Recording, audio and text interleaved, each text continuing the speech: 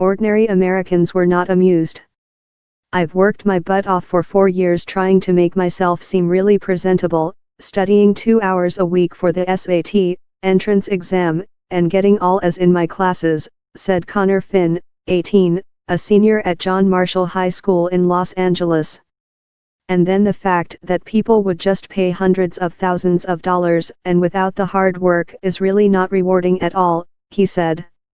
Dan Rafferty, a college counselor at the Elgin Academy Prep School near Chicago, said he had a student with superb grades, perfect entrance exam scores and a resume full of extracurricular activities who was denied entry at Georgetown. He said he was angered to think academically deserving students may have lost a spot to cheaters.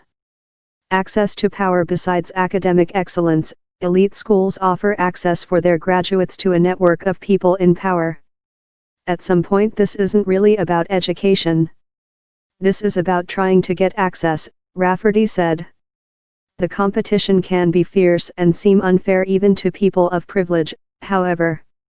One wealthy Massachusetts parent said his son had excellent credentials but still was denied entry to Ivy League Brown University, even after the family spent thousands of dollars for a tutor to improve the boy's entrance exam scores. Meanwhile, he said students whom he considered lesser academic talents gained an advantage by going to private prep schools, whose business model is to get students into elite universities. It's a booming business because parents are the ripest target in the world. They'll pay and do anything for their kids. And this scandal is an example of things gone awry, said the father, who asked to remain anonymous so he could speak freely.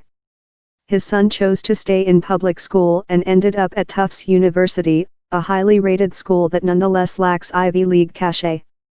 Looking for diversity, too. They are also looking for diversity, accepting high-achieving poor and minority students who cannot afford tutors and coaches.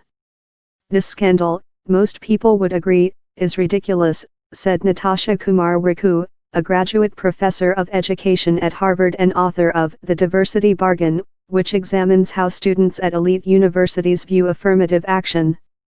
But beyond that, we don't have a consensus in the United States about what fair is, she added.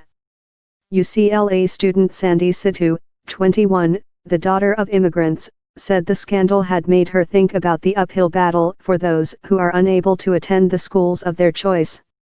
I think about the resources that were taken away from them, the chances that they could have achieved something better, all the people who were turned away for people who could just pay their way in, Situ said.